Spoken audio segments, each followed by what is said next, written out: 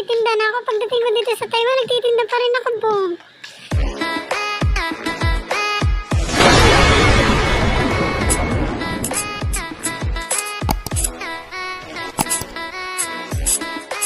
Guys, ayan. So, punta nga pala ako ngayon sa 7-Eleven. At nagsisend ako ng mga parcel ng mga namain sa akin ng mga bag. So ngayon, hindi ako gumamit ng bike kasi medyo marami yung isisend ko ngayon. So maglalakad lang tayo ngayon.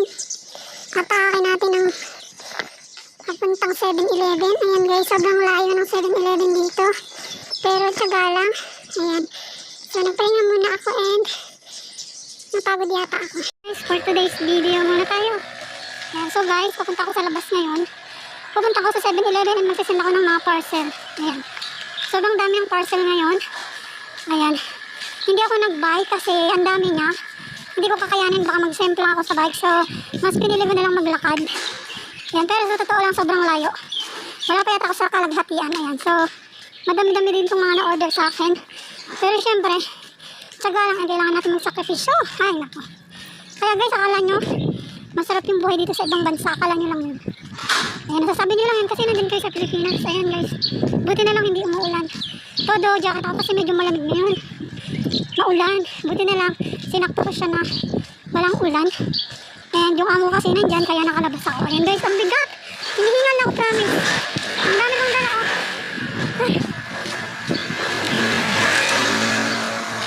Nakakapagod. Minsan nakakapagod din ang buhay pero kailangan natin magsakripisyo.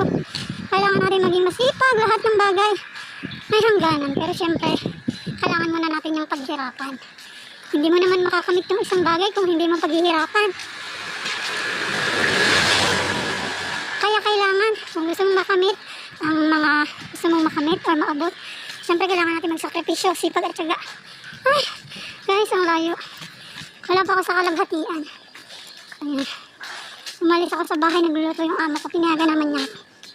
Ayan. Malamig kasi dito guys. Ayan, ganito yung buhay ko dito sa Taiwan. Kung akala nyo lang ako yung nagpapasarap dito, nagkakamali kayo. Ayan. Halos hindi na ako makatulog ng maayos. Ayan, pero siyempre, lahat naman, mapagdadaan na natin yan. Ah! Guys, pagod na ako. Taran! Pak! Boom! Pak! Pak! Ayan, so, ina-enjoy ko na lang yung buhay. Ganyan talaga ang buhay. And bilog ang mundo. So, kung nasa ilalim man tayo, balang araw mapupunta rin tayo sa ibabaw. Basta, sipag at tiyaga. And syempre, huwag natin kalilimutan si Lord. Ayan, nandyan yan palagi. Ay guys, hinihingal na ako. Oh my God. Ah! OMG!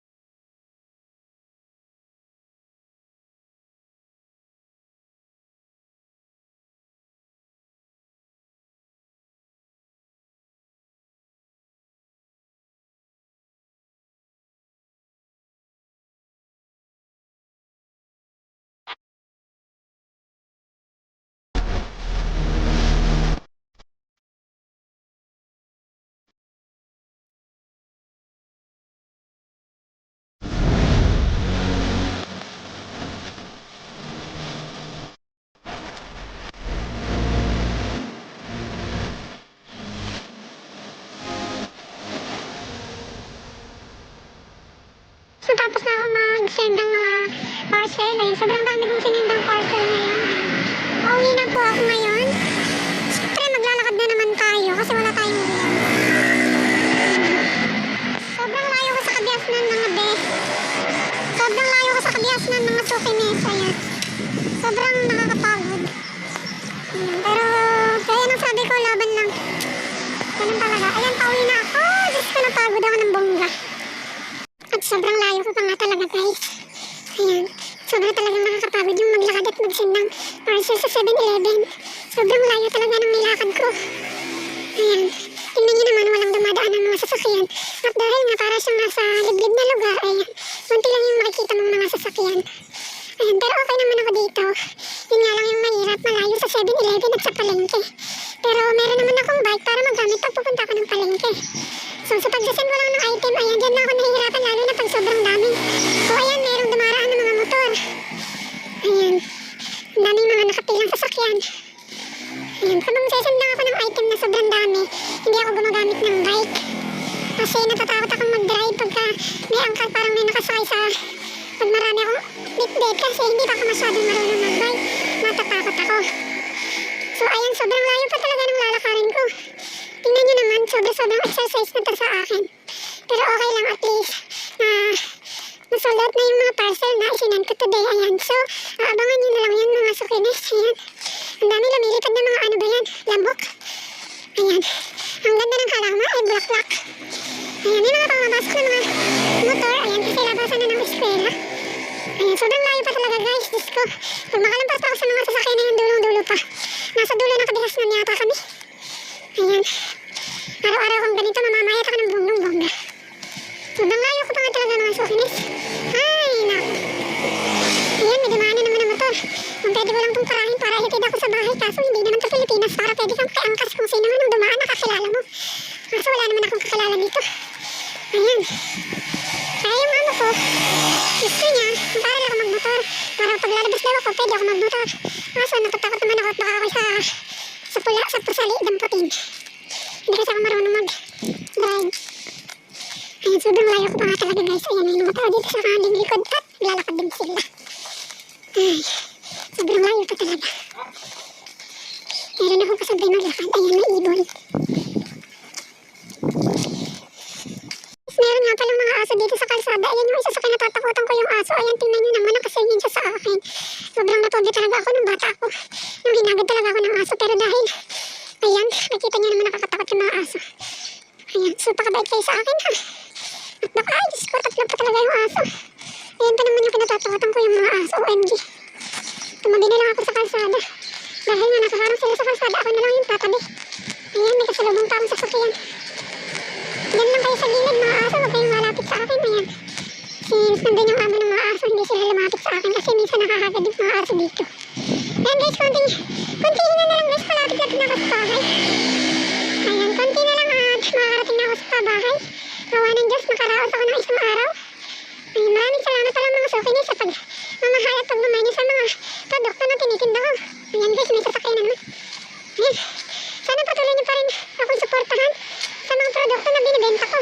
Malaking tulong po sa akin yan bilang isang online seller. And dahil minamahal niyo ako, sa susunod na mga araw, kayo naman ang mamahalin ko. Kaya abangan niyo yung mga freebies na ipamimigay namin. Ipamimigay ko pala. So ayan guys, konting-konti na lang, malapit na ako sa bahay. Awa ng Diyos, makakarating na ako ng bahay. Ayan, kung pwede lang ako sumakay dyan, umangkas na ako. Kasi diba sa Pilipinas, kapag naglalakad ka at may mga dumanas sa sakyan, pwede mong parahin para sumakay. Pero hindi naman yung dito Pinas. Charot! Charot! Ayan guys, konti na lang talaga at malapit na talaga ako sa bahay. Ayan, so ayan guys, pagka ako lumalabas, mag-video lang ako para hindi ako mainip pag naglalakad ako. Kasi sobrang layo talaga. As in, sobrang layo. Hindi na ako gumamit ng bisikleta kasi bigla siya matumba kanina nung inangkas ko yung kahon. Ayan, tinuwanan ako ng amo ko. Eh, di hindi na lang ako nag-bike. Charot! Ay, so, kas narating ko na rin ng bahay. Ayan, so ito pa yung papunta doon. Ayan, nagbabata na siya, oh. So, andito na ako sa bahay, guys. Papasok na ako. So, ayan, guys, nakarating na ako. Sa wakas ng panahon. Pinilisan ko talaga maglakad, guys, kasi kailangan ko magtapon ng basura. Kasi yung basura kahapon, hindi ko natapon. Nangangamoy na siya. Charot! Narinig ko lang yung charot na yan. Doon sa TikTok din, nag-voice over din siya. So ayan guys, andito na ako sa bahay, nangangamoy luto. Siguro nagluto na yung amo ko. So paano yan guys, bye bye! See you in my next video. Thank you and God bless.